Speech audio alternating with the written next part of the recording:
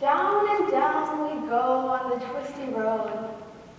Days pass and minutes graze our eyes, headed to somewhere we call the end. The light is nearing, the bulbs are gleaming, but I'm not ready to leave the world with just me. I forgot where I'm going, walking out without a reason. Tell me that I'm wrong, and let me find my destiny. When you're alone and no one is around you, when you're just by yourself and you know that no one is watching, what do you do then? What do you do at that moment when the entire world is in your control? That is what you're like, and that is who you are. Astithva. Astithva is a Sanskrit word that roughly translates to identity or existence. Each and every one of you before me have a past, a present, and a future that make up who you are. Now, I'm curious. Everyone answer me this. Raise your hand if you think you know who you are. Wow, there's definitely lots of you out there. I make eye contact with around hundreds of people every single day. A lot of those people claim that they do indeed know themselves, but very few of those actually do. I mean, even this is still debatable. Do any of us really truly know who we are? I, for one, have claimed that I do indeed know myself. But how true is that statement exactly? I might know my own perception of myself or what I perceive my identity to be, but my existence as a whole, my Astithva, is a combination of the impressions that I make on you, the person next to you, my friends, my family, people I've known my entire life, and even people that I've just met. Wrap your mind around that. Now I understand that everything I've been saying till now is a bit vague, so let's quantify this. What is personality? Well, by definition, personality is a combination of characteristics or qualities that form an individual's distinctive character. Now, by the same definition, I can say that the actions that I've made throughout my life and my subconscious that chose to make those actions make up the person that I am. However, science claims that our personality is a combination of features in our brain. An example of this is how the volume and thickness of certain parts of our brain can define traits like extroversion and open-mindedness. On top of this, the way that our nerves connect can influence the way that our brain functions. So far, it basically sounds like in order to understand a person's personality, you need to understand the way that they act or the way that their brain is structured.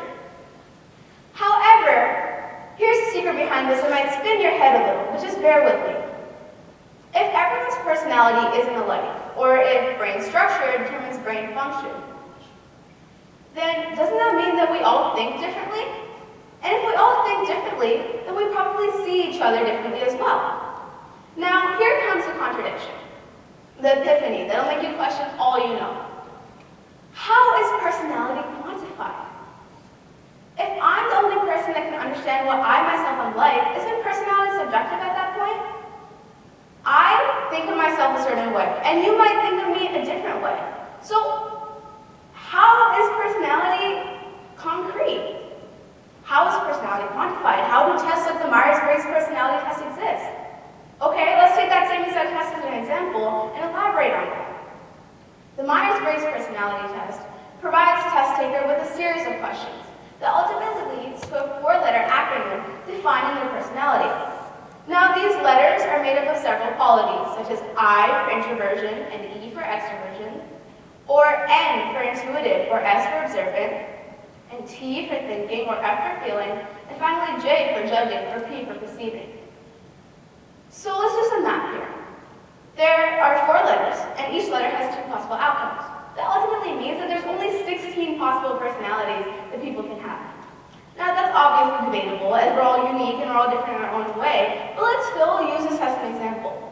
By this test, I'm considered an INFJ.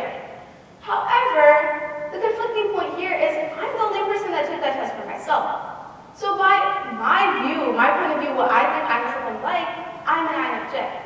However, if I ask 3 other people I know to take this test for me, such as my mom, my best friend, and an acquaintance, the 3 of them probably wouldn't get the same results amongst each other.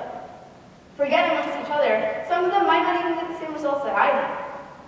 So, do you still think personality is subjective? Now, this introduces an idea discussed in a popular short story called Button Button. Button is a story of a young woman who was given the opportunity to press a button that will kill someone that she doesn't know. And in return, she'll receive $50,000.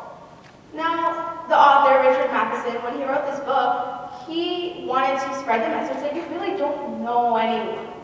So when she decides to finally press that button after a long, strenuous amount of thinking about it, she ends up killing her own husband, who she grew up with. Her whole life surrounded him. And when she confronts the situation, she is informed that she never really knew her husband. Now, forget this young woman and her not knowing her husband. Do you really know anyone? Not just anyone else. Do you really know yourself? So I think we've established that personality is subjective. That it's based on the way you look at yourself versus how you look at others. So, doesn't that mean that each and every one of you that raised your hand in the beginning is wrong? None of us know what we are. Today is a result of what happened yesterday. And tomorrow is going to be a result of what you do today. So if you want tomorrow to be the best it can be, why hold yourself back? Why slap a leash on your neck and call it your identity? This is not who you are. You should never hold yourself back and be afraid to do the things that you want to do just because you feel like this is who I am. None of us are just who we think we are. We are all so much more than that. Keep that in mind. Your horizons are way beyond what you can see. And who you want to be is already part of you. So take that jump and do that thing you're afraid of. Because guess what? You're not. Personality shouldn't be a wall that you build yourself inside. It should be more like an intangible force field. And I know that you probably might not follow my advice, but you'll spend the rest of your life boxing yourself within those walls, and you'll hate yourself for it. You have to trust me on this one, because when the time comes and your life flashes before your eyes, you'll probably want to make it worth watching. Thank you, and good night.